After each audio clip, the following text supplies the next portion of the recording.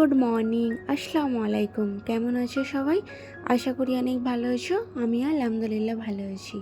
আমি তারা lifestyle daily ব্লগে তোমাদের সবাইকে নতুন করে ওয়েলকাম জানাই। এখন সময়টা ওই প্রায় সকাল 9টা বাজে। আমি যেহেতু বাবু স্কুল সময়টাতেই উঠি, মানে ওই পৌনে 8টার সময় উঠে পড়ি। তো বাবুর আজকে স্কুল নেই, সেজন্য কিন্তু 9টার সময় উঠলাম। তাহলে এই সকাল 9টা দিয়েই তোমাদের সাথে ব্লগটা স্টার্ট করছি। আর আশা করি যে যেখান থেকে দেখছো অনেক ভালো আছো, সুস্থ আছো। তাহলে চলো ভিডিওটা স্টার্ট করি। সকালবেলাটা উঠে একটু গরম পানি মধু যেটা খেয়ে নিয়েছিলাম। তারপর এখানে ব্রাশটা করে নিলাম। আর আমার স্কিন কেয়ারটা কিন্তু সকালের খুবই জরুরি, সকালে এবং নাইটে আমি দুটোতেই করি।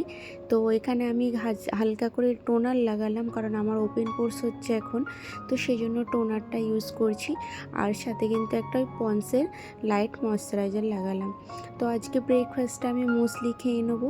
আর আজকে না রাজা সকাল সকাল একদম অফিসে চলে গেছে, কারণ ওদের অফিসে আজকে আর্জেন্ট মিটিং আছে।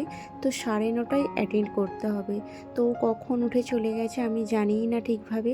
তবে যাওয়ার সময় আমাকে বলেছে নাকি আমার ঘুমই ছাড়ছিল না।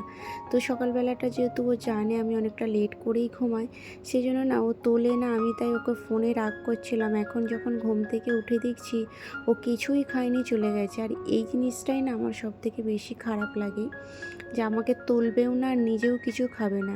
অ্যাকচুয়ালি বাড়িতে কিন্তু আমি শুকনো অনেক কিছুই কিনে রেখেছি, যেগুলো সবসময় তো আর রোজের রুটি করতে না আমার খুব বিরক্ত লেগে যায় সকালবেলা। মানে সকালের নাস্তাটা আবার তারপরে রান্না এইসব করতে তো একটু বেশি বিরক্ত হয়ে যায়। তো সেই জন্য একটু শুকনো কিছু, যেমন এই ওটস বলো, মুসলি বলো, তারপরে তোমার ব্রেডটাও মাঝে মাঝে কিনে রাখি।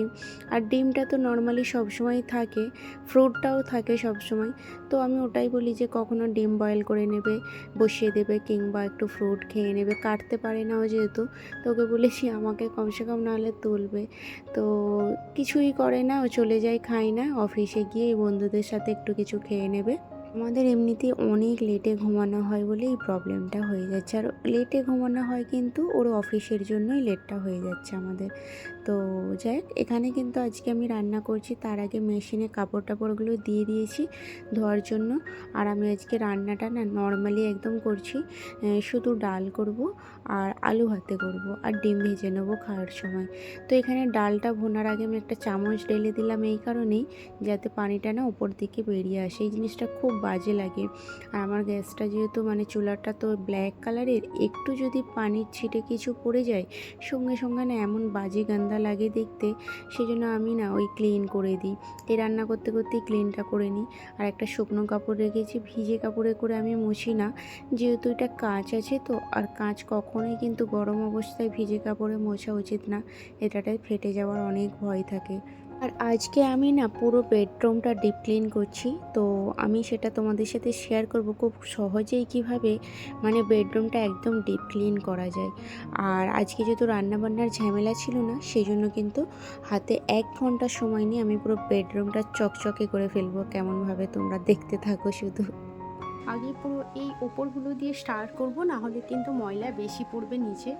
তো সেই জন্য আগে ওপরগুলো সব মানে এই চারি সাইডটা ক্লিন করে নেব। এভাবে ক্লিন করলে কিন্তু মানে অসুবিধাটা হবে না, কারণ আমি যদি নিচে দিয়ে স্টার্ট করি তাহলে ওপরের ময়লাগুলো আবার নিচে পড়বে। সেই জন্য কিন্তু আগে পুরো এই রাউন্ডগুলো, পাংখাটা সব কিছু আগে ক্লিন করে নেব, তারপর একে একে নিচে নামবো। তো চলো আগে কিন্তু আমি ওই কর্নারটা দিয়ে স্টার্ট করি, কারণ ওই কর্নারটা দিয়ে এসে এই কর্নারে শেষ করব। তো চলো আগে স্টার্টটা করে দিই। মোটামুটি আমি টার্গেট করে নিয়েছি যে 1 ঘন্টার মধ্যে রুমটা ভালোভাবে ক্লিন করব। আধা ঘন্টায় হবে না, কারণ আমি আজকে ডিপ ক্লিন করব। সেই জন্য ভাবছি 1 ঘন্টা সময় নিই, কারণ অনেকটা আছে। তো 1 ঘন্টার সময় নিলে তাহলে কিন্তু আমার ভালোভাবে ক্লিনটা করতে পারবো, অনেকটা ময়লা আছে।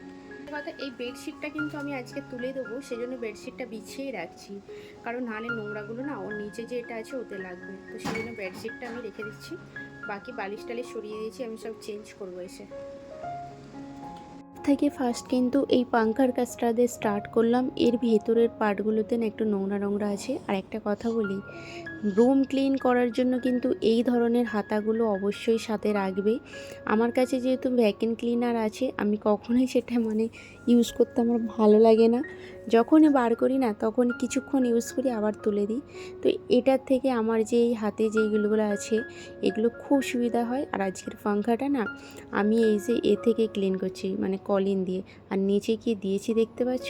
আমাদের কিন্তু লেডার আছে, আমি এই বেডের ওপরে তুলবো না বলে তো সেই জন্য কিন্তু এই একটা টুল নিয়ে আসলাম। তো এত ভয় করছিল, আর কেউ নেই না, আমার শুধু ভয় হচ্ছে পড়ে না নিচে যাই উল্টে আমি, আর যাবে এখন আমার ঘর পোষার ক্যালি দেখানো বেরিয়ে যাবে এক্ষুনি।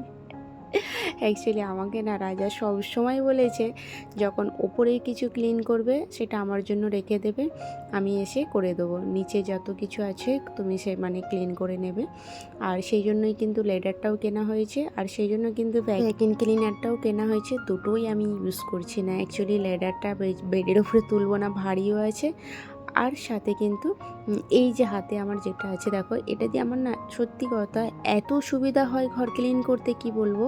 কারণ এটাতে না কোনো জায়গায় একটু ময়লা রাখবে না, ধুলমিট্টি যা থাকবে সব ঝরে পড়ে যায় এটা লাগলেই। খুব সুন্দর। আমি একটা বড় আর একটা ছোট রেখেছি, বড়টা ওপরের জন্যে, ছোটোটা কিন্তু নিচের জন্য। তো ফার্স্ট কিন্তু দেখো আমি চারো কর্নারটা করে নিচ্ছি। চারো কর্নারটা করে নিলে কিন্তু তাহলে আর ওপরের নোংরাটা নিচে পড়ছে না। ফার্স্টেই ওপরগুলো সব করে নিচ্ছি, তো আস্তে আস্তে নিচে নেমে আসবো। এরমভাবে করলে কিন্তু অনেকটা সুবিধা হয়।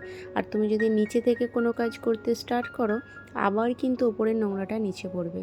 আর বাইরের আবহাওয়াটা দেখতে পাচ্ছ, আকাশটা যেন একদম মেঘলা আকাশে ছেয়ে গেছে, এত সুন্দর লাগছিল দেখতে।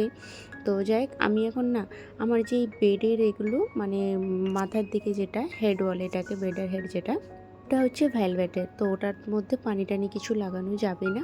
সেই জন্য কিন্তু এখানে একটা সফট কাপড় নিয়ে নিয়েছি আমি, ওই হ্যাঙ্কি টাইপের। তো ওটা দিয়ে এখন আমি ক্লিন করে নিচ্ছি, আস্তে আস্তে ঝেড়ে নিচ্ছি শুধু, কারণ এখানে আমি কিছু লাগাতে পারবো না।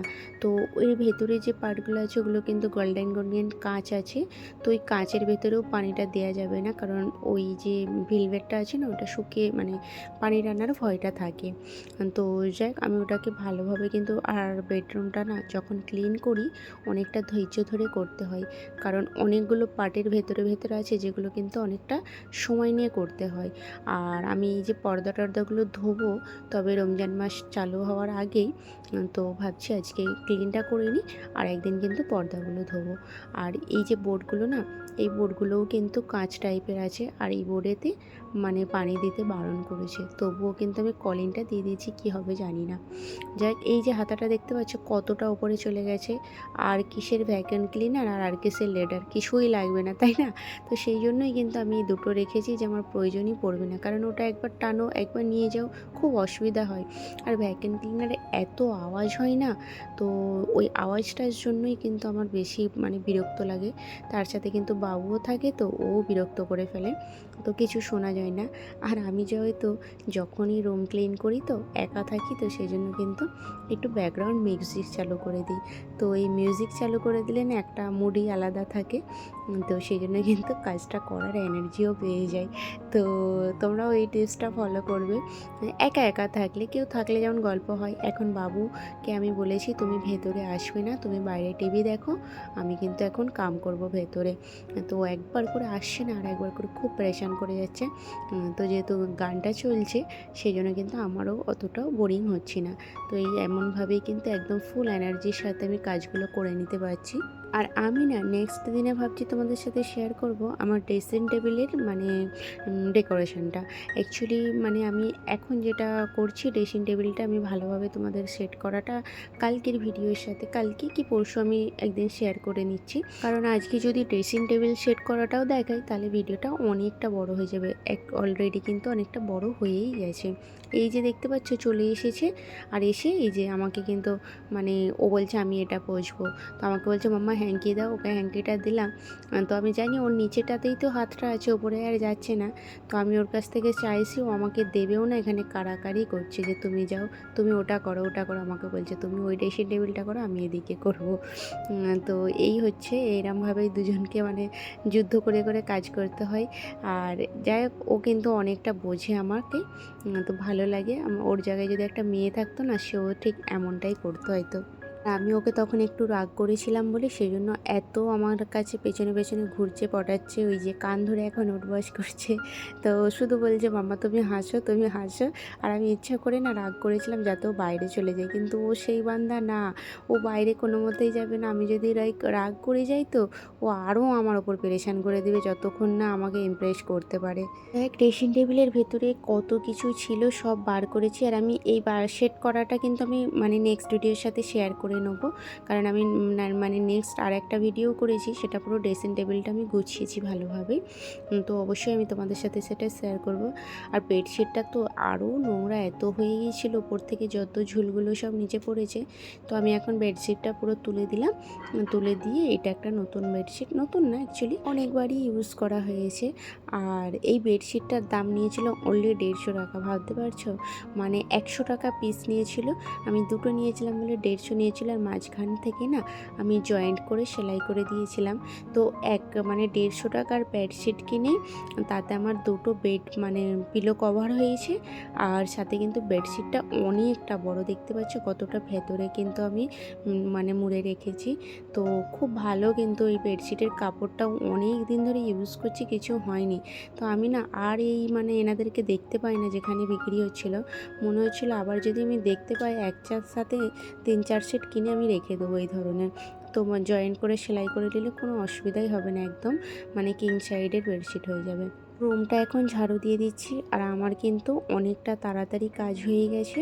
আর এবার রুমটাকে ঝাড়ু দিয়ে দেবো। আর আজকের রুমটা তো দেখতেই পেলে কেমনভাবে পুরো আমি ডিপ ক্লিনই করেছি, কারণ কোথাও আর কিছু নোংরা নেই, একদম যেখানে যা ছিল টেনে টেনে বার করেছি। এই ড্রেসিং টেবিলের না বসার যে টুলটা এত ভারী, ওটাকে ঘষে মানে চাকা দেওয়া আছে, তো ওইভাবেই নিয়ে যেয়ে করতে হয়। আর এই যে ফুলের এখানে টবটা বসানো আছে, এ শুধু ঢুকঢুক উল্টে পড়েই যায়, এক একবার না এত রাগ ধরে যে একে সরিয়ে দেবো এখান থেকে। তো যাই হোক, রুমটাও এখন ক্লিন করে নিচ্ছি। আর রান্নাটা তো আমার হয়েই গেছে, তো আজকে রান্নার তেমন ঝামেলা ছিল না বলেই এতটা সময় সুন্দর করে আমি রুমটা ক্লিন করতে পারলাম। তো দেখো বাবু এখন না এক্সাইটেড হয়েছে কখন বেডের ওপরে উঠবে। তো এবার দেখো কেমন লাগছে, সত্যি বলছি গেটটা যখন খুলছি না এত রিফ্রেশ লাগছিল একটা। আর ওর পাপা ঘরে যখন ঢুকেছে বলছে ঘরটা যেন নতুন নতুন লাগছে। অ্যাকচুয়ালি মানে অনেক সুন্দরভাবেই আমি পরিষ্কারটা করেছিলাম, যাতে একটা মানে রুমের ভেতরে আসলেই যেন একটা আলাদা ভাইবস লাগে। তো আমার এখন সেটাই মনে হচ্ছে। তাহলে চলো আজকের মতো ভিডিওটা এখানেই শেষ করলাম। আর পুরো ভিডিওটা কেমন লাগলো অবশ্যই জানিও। আর যে যেখান থেকে দেখছো প্লিজ আমার চ্যানেলটিকে সাবস্ক্রাইব করে পাশে